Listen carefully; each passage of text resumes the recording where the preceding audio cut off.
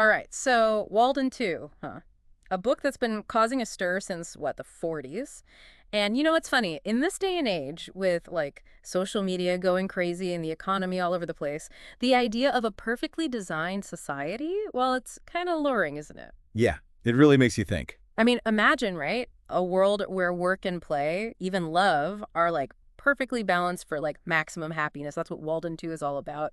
But can you really engineer happiness? I guess that's what we're here to find out. And the thing is, this isn't just some, far-fetched fantasy.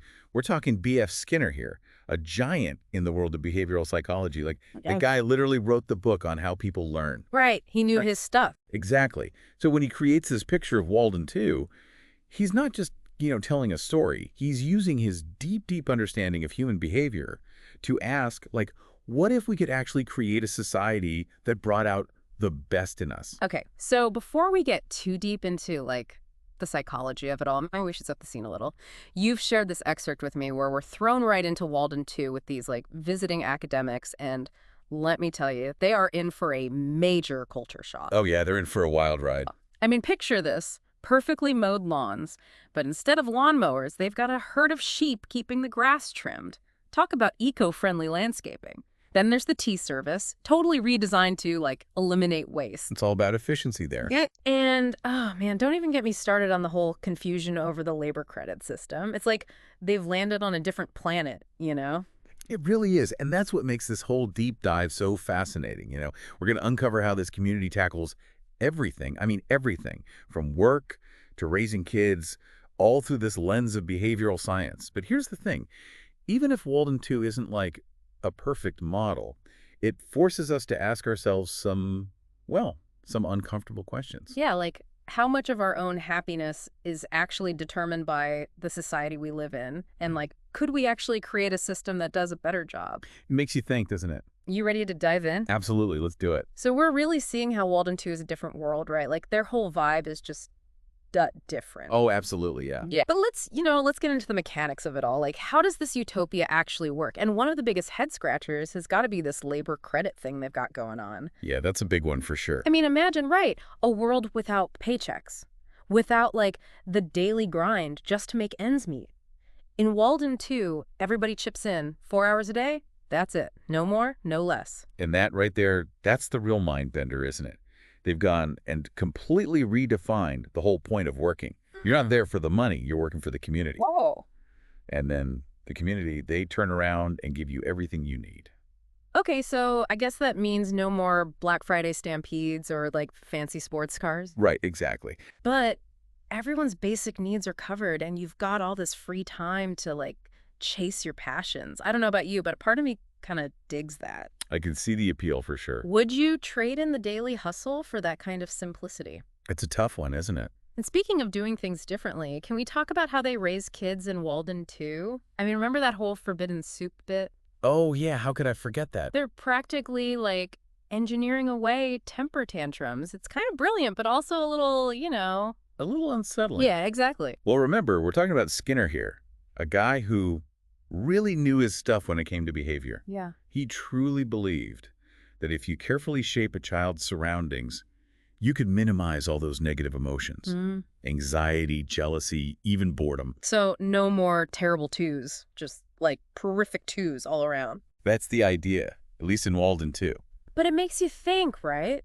Are we really doing kids a favor by shielding them from like discomfort? Good question. I mean, aren't those struggles like essential for building resilience, for learning how to deal with the real world? That's the million-dollar question, isn't it? And that's what makes Walden 2 so thought-provoking.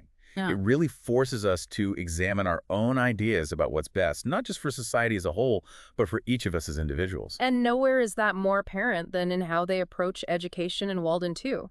Forget about stuffy classrooms and those standardized tests, man. Right? It's a whole different ballgame. Learning there is all about like practical skills, exploring at your own pace, and weaving work into everyday life. It's like a complete reimagining of education as we know it, Imagine kids learning by following their curiosity instead of memorizing facts and figures. It's wild. It really makes you question, like, how much of traditional education is just about cramming information and how much is actually preparing us for, for life. Yeah, it really does. I gotta say, though, this whole no homework, no exams thing, it's pretty tempting.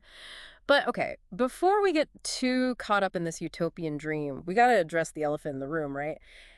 Even in the book itself, people are raising some serious concerns about Walden Two. And that's important, right? Because a real deep dive isn't just about celebrating the cool ideas.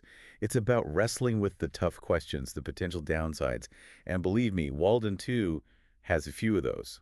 You're telling me, like, are these people actually happy or have they just been, like, conditioned to think they are? And what about Frazier, the founder?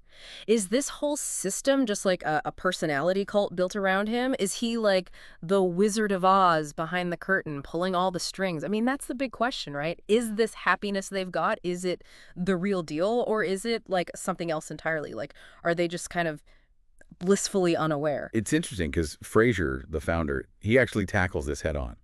He says real happiness is not just about, feeling good all the time. It's about living a life that has meaning, a life where you feel fulfilled. Okay, yeah, I can see that. And in Walden too, that sense of purpose, it comes from contributing to the community, from Yeah. being able to pursue your passions without like the daily grind holding you back. And Frazier, he makes a good point. Nobody's forced to stay there, right? You can leave anytime you want. So it's Yeah. not about like brainwashing people. It's about offering a different way to live. Okay, yeah, that makes sense.